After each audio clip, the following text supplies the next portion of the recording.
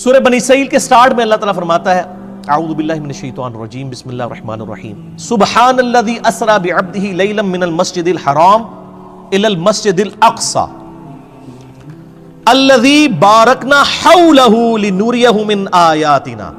پاک ہے وہ ذات جو راتوں رات اپنے بندے کو لے گئی مسجد حرام سے ایک دور کی مسجد یعنی ایلیا میں بیت المقدس کی طرف.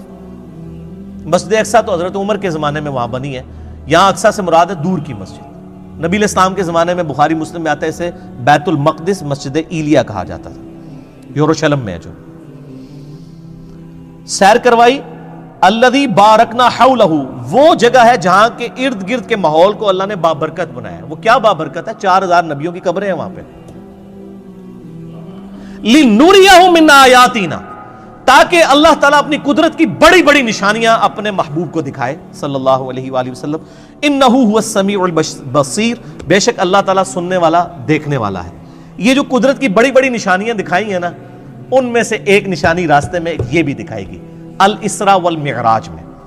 الاسراء آپ کا رات کا زمینی سفر ہے اور المعراج آپ کا آسمانوں کا سفر ہے جو یروشلم سے آسمانوں کی طرف ہوا. میں نے ڈیٹیل کے ساتھ اس کے اوپر 3 لیکچر ریکارڈ کروا دیے ہیں. مسئلہ نمبر 126 A B C، جسے شوق ہو وہ دیکھے. میری زندگی کے بہترین تحقیقی لیکچرز میں سے ہیں. آپ کو واقعہ معراج پہ اتنی تحقیق کسی کتاب میں نہیں ملے گی. اللہ کے فضل سے میں نے جتنی اس میں محنت کی ہے الحمدللہ. اس میں نے یہ حدیث بیان کی تھی سنن نسائی 451. انس ابن مالک سے بھی ہے، سیدنا شداد ابن اوس سے بھی. انس ابن مالک کہتے ہیں کہ نبی علیہ السلام نے فرمایا میرے پاس ایک جانور لایا گیا براق، جو گدھے سے بڑا اور خچر سے چھوٹا تھا. اس کا قدم وہاں پڑتا تھا جہاں اس کی نگاہ پڑتی تھی. اتنی یعنی سپیڈ میں وہ چلنے والا اڑنے والا جانور تھا. میں جبرائیل علیہ السلام کے ساتھ اس پر سوار ہو گیا. میں کچھ چلا تھا تو جبرائیل علیہ السلام نے عرض کی اے اللہ کے نبی اتریے اور یہاں پر نماز پڑھیے. میں اترا اور میں نے وہاں پر نماز پڑھی. یعنی نبی علیہ السلام کو نمازیں تو معراج میں ملی ہیں، لیکن اس سے پہلے بھی آپ نفلی نماز تو پڑھتے تھے. 2 رکعت آپ نے پڑھی. پھر جبرائیل علیہ السلام نے عرض کیا اللہ کے محبوب صلی اللہ علیہ وآلہ وسلم، آپ جانتے ہیں میں نے آپ کو جو نماز پڑھائی ہے یہ جگہ کون سی ہے؟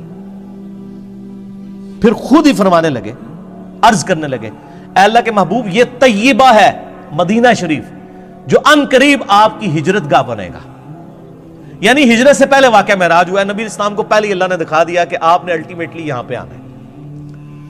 پھر نبی اسلام کہتے ہیں ہم دوبارہ براق پہ سوار ہوئے. پھر تھوڑی دور جا کے مجھے جبرائیل نے کہا اتریے اور یہاں پہ بھی نماز پڑھیے. پہلے مدینہ شریف پڑھائی جہاں پہ نبی اسلام کی قبر بننی تھی. نبی اسلام کا مسکن وہ شاعر اللہ میں داخل.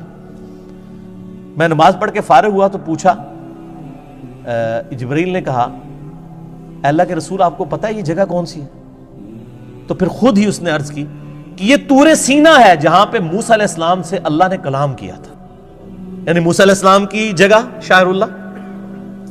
پھر کہتے ہیں میں دوبارہ سے سوار ہوا. پھر ایک اور جگہ جا کر انہوں نے روکا اور کہا یہاں پہ بھی نماز پڑھیں. وہاں پر بھی نماز پڑھی اور پھر کہا یا رسول اللہ آپ کو پتہ ہے یہ جگہ کون سی ہے؟ اور پھر خود ہی کہا یہ بیت اللحم ہے جہاں پہ عیسیٰ علیہ السلام پیدا ہوئے تھے. عیسیٰ علیہ السلام کی پیدائش کی جگہ بھی شاعر اللہ ہے.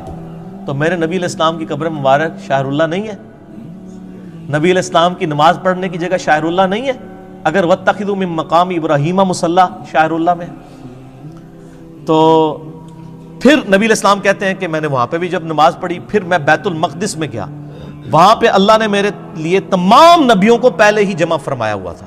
لیکن یہ برزخی معاملہ تھا، جسمانی معراج ہوئی ہے لیکن وہاں کے لوگوں کو نہیں پتا چلا. ورنہ 1 لاکھ کے قریب بندہ اگر جہلم شہر میں جمع ہو جائے تو پورے شہر میں ایک بار ہال چال نہیں بات جاتی. وہاں کسی کو پتا نہیں چلا. اللہ نے پردہ رکھا ہوا تھا. اللہ نے تمام انبیاء کو میرے لیے وہاں پر جمع فرمایا. چنانچہ جبرائیل علیہ السلام نے مجھے آگے کر دیا اور میں نے ان کی امامت فرمائی.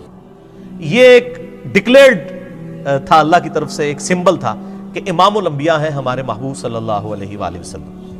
اور یہ والا جو پورشن ہے نا امام الانبیاء والا، یہ صحیح مسلم میں بھی موجود ہے انٹرنیشنل نمبر کے مطابق 430، جس میں نبی علیہ السلام کہتے ہیں کہ کفار مکہ نے واقعہ معراج کے بعد مجھ سے جب پوچھا کہ اچھا تم کہتے ہو میں راتوں رات ہو کے آیا ہوں، بتاؤ بیت المقدس کے دروازے کتنے ہیں، اس کی سیڑھیاں کتنی ہیں، اس کا کلر کتنا ہے؟ اب میں یہ سیڑھیاں پچھلے 7-8 سال سے چڑھ رہا ہوں, مجھے آپ پوچھیں تو میں نہیں بتا سکتا. اور ایک شخص ایک رات کے لیے گیا, وہ کیسے بتائے گا؟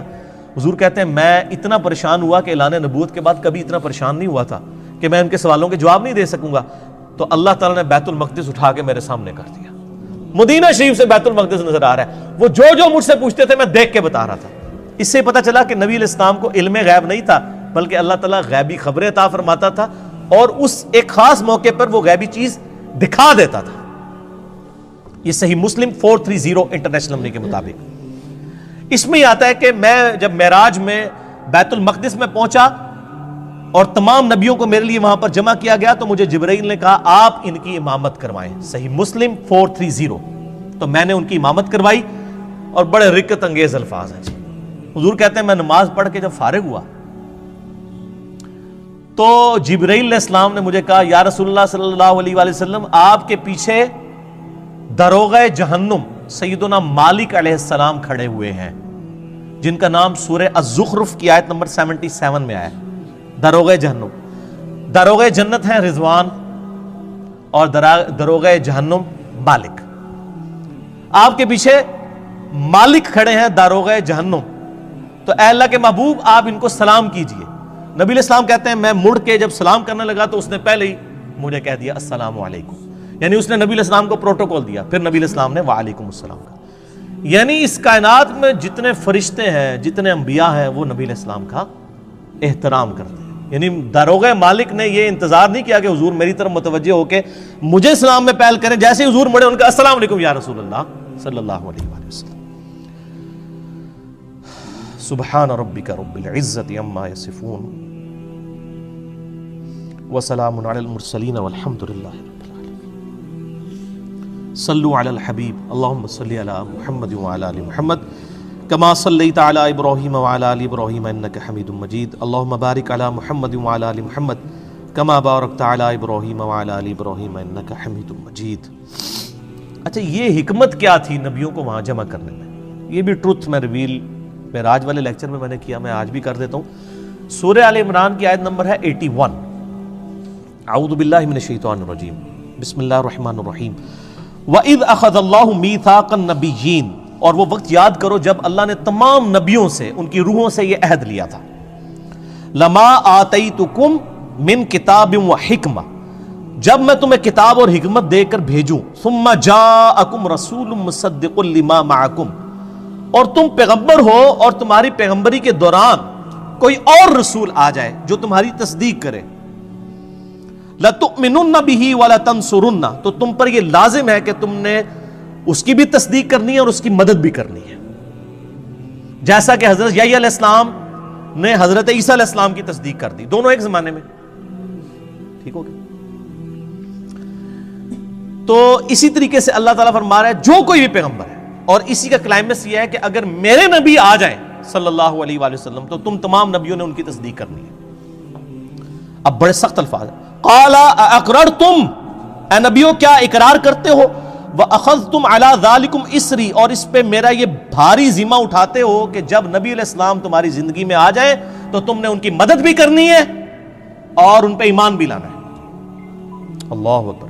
قالوا اقررنا, تمام نبیوں نے کہا ہم اقرار کرتے ہیں. قال فاشهدوا وانا معكم من الشاهدين, تو پھر کہا کہ دیکھو میں بھی تمہارے ساتھ گواہوں میں شامل ہوں, ایک دوسرے پر گواہ ہو جاؤ کہ جب نبی علیہ السلام آئے تو تم تمام نبیوں نے ان کی تصدیق بھی کرنی, ان کی مدد بھی کرنی. ابھی یہاں پہ بات ختم نہیں ہوئی, آگے فتویٰ بھی آ رہا ہے بڑا گاڑا. فمن تولى بعد ذلك, اگر تم نبیوں میں سے بھی کوئی پھر گیا نا کہ اس نے میرے نبی علیہ السلام پر ایمان نہ لایا, ان کی زندگی میں اگر وہ آ گئے, فاولئک هم الفاسقون, تو ایسا پیغمبر بھی پھر فاسق ہوگا. والعیاذ باللہ تعالی. یہ انبلیویبل بات ہے. یہ بھاری ذمہ جو اٹھوایا تھا اس کی پریکٹیکل اپلیکیشن وہ بنی واقعہ معراج, صحیح مسلم 430, کہ تمام نبیوں کو جمع کیا گیا, تمام نے نبی علیہ السلام کی تصدیق کر دی, کیونکہ پریکٹیکلی تو ایسا نہیں ہوا تھا, آپ کے باتوں کے پیغمبر نہیں آنا. تو وہ اللہ تعالیٰ نے ایک اسپیشل ایک مجلس کا انعقاد کیا. اچھا, یہ جو آیا لِنُرِيَهُ مِنْ آیَاتِنَا, انہی آیات میں سے ایک اور آیت اللہ نے دکھائی. صحیح مسلم میں 2 حدیثیں ہیں انٹرنیشنل نمبر کے مطابق 6157 اور 6158, کہ نبی علیہ السلام فرماتے ہیں واقعہ معراج کے دوران میں جب بیت المقدس کی طرف جا رہا تھا، سرخ ٹیلے کے پاس میں نے موسیٰ علیہ السلام کو دیکھا اپنی قبر میں، ہوا قائم یصلی فی قبری، وہ اپنی قبر میں کھڑے ہو کر نماز پڑھ رہے تھے۔ یہ صحیح مسلم 6157 اور 6158۔ تو موسیٰ علیہ السلام کو اپنی قبر میں نماز پڑھتے ہوئے نبی علیہ السلام نے اس واقعہ معراج میں دیکھا۔ باقی یہ انتہائی انٹرسٹنگ چیز ہے، واقعہ معراج پہ آپ جتنی بھی کتابیں پڑھیں آپ کو زیادہ تر کہانیاں ملیں گی۔ میں نے محنت کر کے ہفتوں لگا کے آلموسٹ 4-5 گھنٹے کی یہ 3 نشستوں میں ریکارڈنگ کروائی ہے، مسئلہ نمبر 126A-B-C۔ آپ کا دل خوش ہو جائے گا۔ واقعہ معراج پہ آپ کو اس کے بعد کوئی کتاب اور آپ سینکڑوں لیکچرز بھی سنیں، وہ چیزیں نہیں ملیں گی انشاءاللہ جو میں نے اس میں ریکارڈ کروا دی ہیں، وہ ضرور دیکھیے گا۔